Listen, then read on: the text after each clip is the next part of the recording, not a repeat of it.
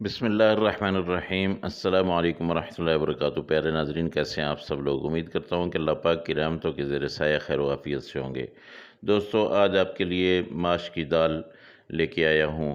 بہت ہی ایزی ہے اور بہت ہی جلدی بن جانے والی ہے۔ یہ تقریباً 1.5 کپ میں نے لیا ہے، تقریباً 300 گرام آپ کہہ لیں دال لی ہے۔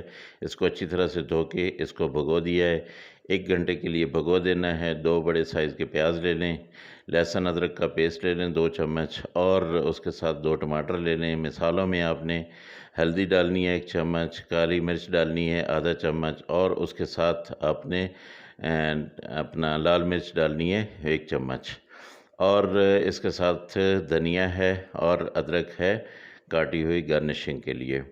دوستو، پریشر کوکر میں ہم نے 1 کپ آئل ڈالا، اس میں وہ جو پیاز کٹے ہوئے تھے ہمارے وہ ہم نے ڈال دیے۔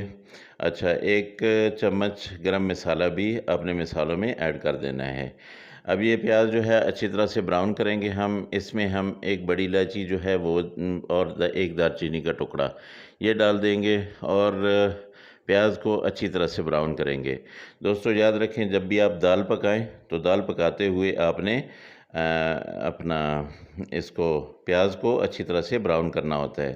لہسن ادرک کا پیسٹ جو میں نے بنایا تھا وہ ڈال دیا، اور اب ہم اس کو اچھی طرح سے مکس کر کے اس کو براؤن کریں گے۔ یہاں پہ آ کے 2 منٹ تقریباً ہم نے اس کو بھونا، اور سارے مسالے اب اس میں ڈال دیے ہیں۔ ابھی جو ہے لہسن اپنا ٹماٹر وہ ڈال دیتے ہیں۔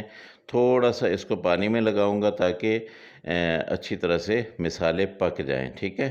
اور مسالے پکنے کے ساتھ ساتھ یہ تقریباً پیاز اور ٹماٹر جو ہیں یہ میلٹ ہو جائیں، بلکہ اس کو میں تھوڑی دیر کے لیے کور بھی کر دوں گا تاکہ اچھی طرح سے یہ اپنا میلٹ ہو جائے۔ اس کے بعد دال ڈالیں گے۔ ماش کی دال میں کوئی چیز بھی کھڑی رہ جائے تو وہ مزہ نہیں کرتی ہے ٹماٹر وغیرہ میں سے، ٹھیک ہے؟ یہ تقریباً 2 منٹ میں نے اس کو کور کر کے رکھا، ہلکی آنچ تھی۔ ابھی چولہا میں نے تیز کر لیا ہے، اور اس کو اچھی طرح سے میں بھون لوں گا، اور اس کے ساتھ جو مسالے رہتے تھے وہ ہم نے ڈال دیے ہیں۔ اب دوستو، اس میں دال ڈالنی ہے، لیکن اس کو پہلے اچھی طرح سے تاکہ آئل چھوڑ دے۔ وہ جو ٹماٹر وغیرہ ہیں وہ آئل تقریباً چھوڑ دیں گے۔ اس کے بعد ہم نے دال کو اچھی طرح سے دھو لیا تھا، 1 گھنٹے سے بھگو کے رکھی ہوئی ہے۔ 300 گرام تقریباً دال تھی، تو اس میں 600 گرام ہم پانی ڈالیں گے، یعنی پانی کو ڈبل کرنا ہے۔ 1.5 کپ، آسان سے لفظوں میں آپ یوں سمجھیے کہ 1.5 کپ دال ڈالی تھی میں نے، اور اس میں تقریباً 3 کپ پانی ہے۔ اس کو میں نے یہ ڈال دیا ہے۔ اب بوائل آنے تک تھوڑا انتظار کریں گے۔ اس کے بعد میں پریشر کوکر کو بند کروں گا، اور پریشر اس کو لگانا ہے آپ لوگوں نے 5 منٹ۔ دوستو، بہت جلدی بن جانے والی ڈش ہے اور بہت مزے کی ڈش ہے۔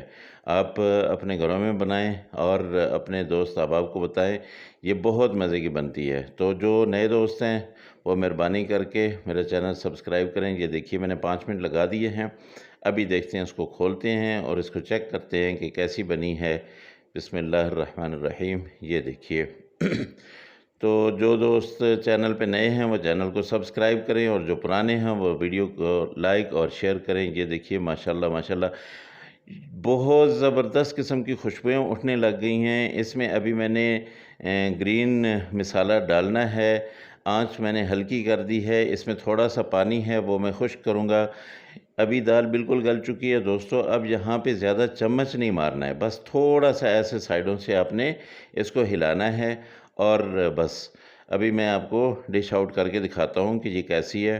تھوڑا سا اس کو میں پانی کو خشک کر لوں، پھر میں آپ کو اس دال کی لک دکھاتا ہوں۔ اس کو تھوڑی دیر کے لیے میں بند کر دوں گا، اوپر سے ڈھانپ دیتا ہوں تاکہ اس کا آئل جو ہے نا وہ اوپر آ جائے۔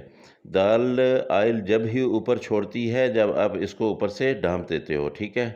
تو ابھی اس کو کھولتے ہیں۔ بسم اللہ الرحمن الرحیم۔ ماشاءاللہ ماشاءاللہ۔ یہ دیکھیے جی، اللہ پاک کی رحمتیں، اللہ پاک کی برکتیں، اللہ پاک کی رحمتیں، اللہ پاک کی نعمتیں آپ کے گھروں میں بھی ایسی رہیں۔ یہ دیکھیے ماشاءاللہ بہت زبردست دال بن گئی ہے، اور اس پہ ادرک میں نے تھوڑا سا ڈالا، اور اس پہ میں نے گرین دھنیا ڈال دیا ہے۔